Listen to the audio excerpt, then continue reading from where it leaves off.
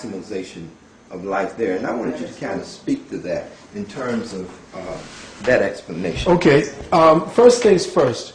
We have to go back much farther than the history of what they are speaking about at this time. The history of the planet is not what we see according to the continental divides today. I'm going to first put up this particular sign here, and it's an elongated picture of the Earth. Mm-hmm. And know that before the continental divide, that what we know as South America and Africa were once one large continental mass.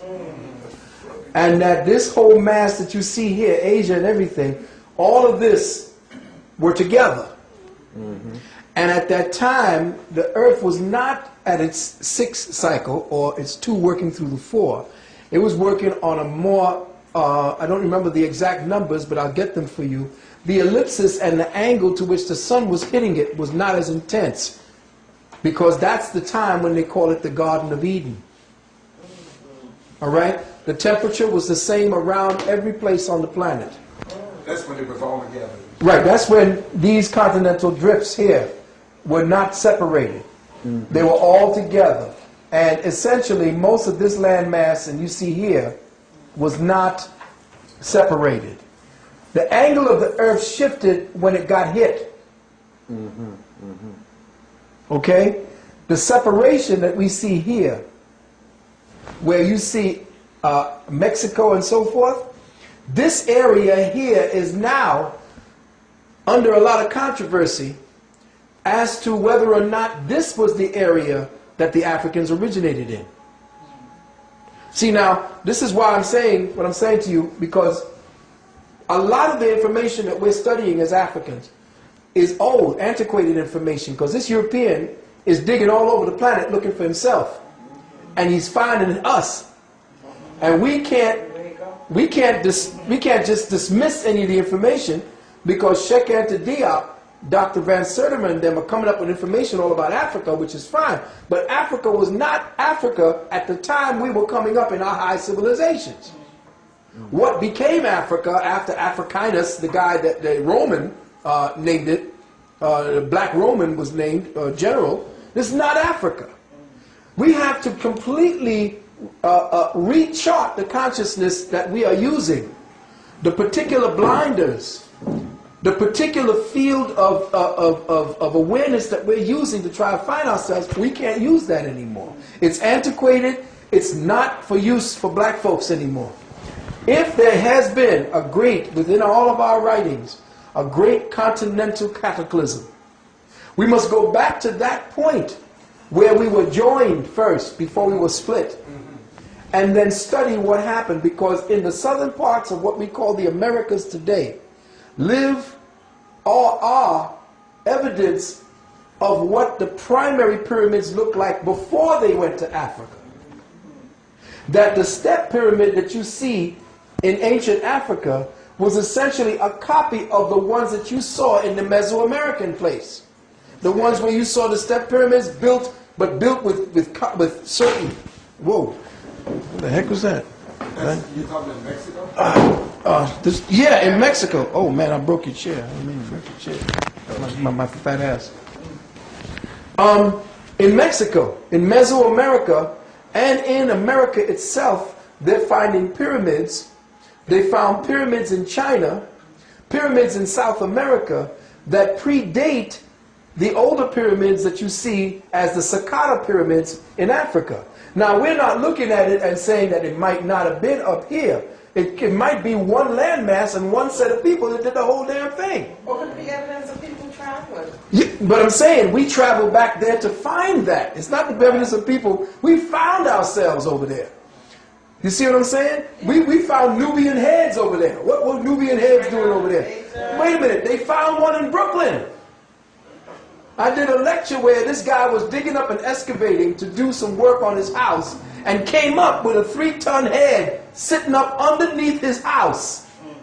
Black as you want it. The same black Olmec head was found in Brooklyn.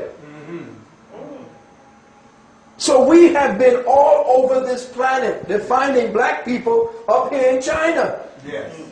Yeah. We're finding black people, wait a minute, they found, Original. huh?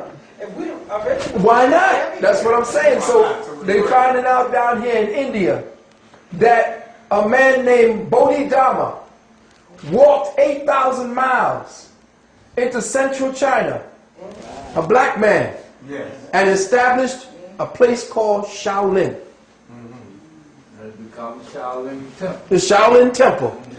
where along that 8,000-mile track, he studied the animals, learned their ways, the serpent, the tiger, and all the eagle. He studied them and their ways and developed a particular fighting style.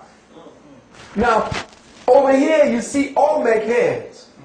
And the Mayan people say that the Olmec were their fathers and mothers. And when you look at the Olmec, of course the white man says to you that we had to make the thick lips because we had to make them weather strong, weather. These motherfuckers are something else. And what's their reason for not having any? That's what I'm saying. I'm saying the same thing with this guy named David Icke, that everybody been buying this thing about the reptilians and the thing. Now, he got some information on the Illuminati, but he's a racist. Yes, he is. Now, if he says that white people came down from the Caucasus Mountains and built all the civilizations that you see out here, that everybody digging up, I'm trying to figure out why these white people didn't put their face on all these thousands of statuaries. There you Okay. go. You see what I'm saying? If you built the damn thing, wouldn't you have put up your own damn face? That's right. What do you think? You would think. But there's no evidence of him anywhere, but he's coming down to try to steal it through the New Age movement. But again, let's go back to this. At the time when the earth was on a specific ellipsis, the whole earth was surrounded by what is known as a compressed hydrogen envelope, which created an atmosphere that was perfect. There was no death. Death was by choice. You just wanted to leave your body, you left it. There was no disease. The animals and the humans connected telepathically. Now I says, well, what is this dream world you're talking about? It's a world that if I could perceive it, know it already existed. Because there's no thought that is new. No. There is no thought. I asked somebody, tell me a new thought. There's no new thought. No. Everything that we're participating in is a pre-existing experience based upon the envelope.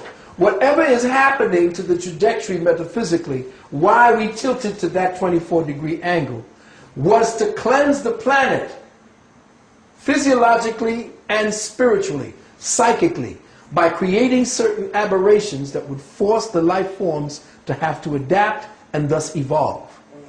Evolution does not happen without trauma. If the human strain were to be too perfect and everything would be wonderful, they'd die out. Perfection equals death. So there is a constant changing and evolving and moving of the particular environmental situation to create conditions whereby man may evolve. Which is why they're finding only 6 in the most advanced industrial areas, and down in the new areas where the people are going to be rising from, you're finding 9. The next stage of development for humanity is in the continent now known as Africa. And where they're going to find the genius and leadership is going to come out of the melanated peoples, and that scares the living shit out of them.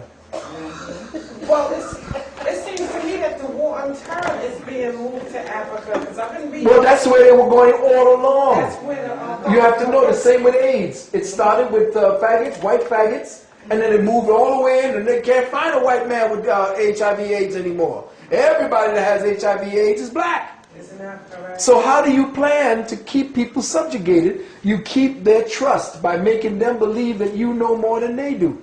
Which is why I keep telling people, stop listening to this Negro who's telling you about his white Jesus. And get away from the church, get away from the education system, get away from the hospitals. Stop it. You're going to be unemployed. Yeah, well, you see, that's when we get